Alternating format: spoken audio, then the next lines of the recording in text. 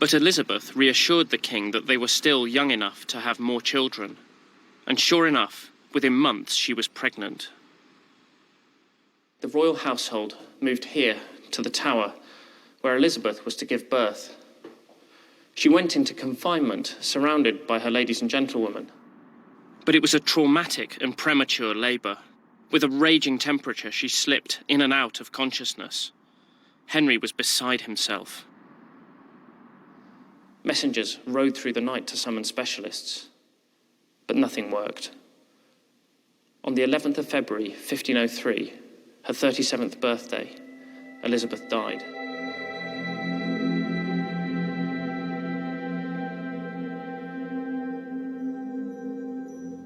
Their marriage had been one of genuine love, and Henry was shattered by her loss. But of course, their marriage had represented something else as well. The union of Lancaster and York, the reuniting of England after decades of civil war. Many had accepted Henry as king out of loyalty to Elizabeth's Yorkist family.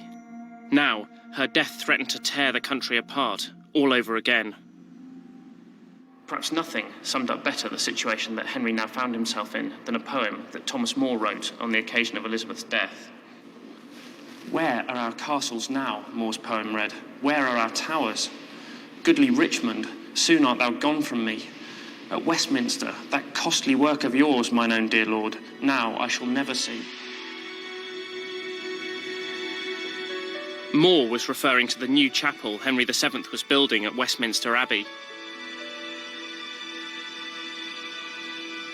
Adorned with all the familiar symbols of his kingship, the Beaufort portcullis and the Tudor rose, the chapel was intended to be yet another monument to the splendour of Henry's dynasty. Thomas More's poem struck at the heart of the matter. Henry could build all the magnificent buildings he wanted, but without his wife, the very foundations of his reign were shaken.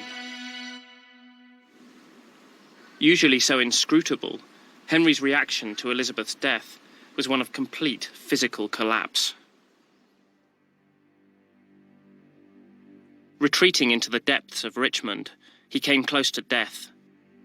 But when he emerged 6 weeks later, the mask was back in place.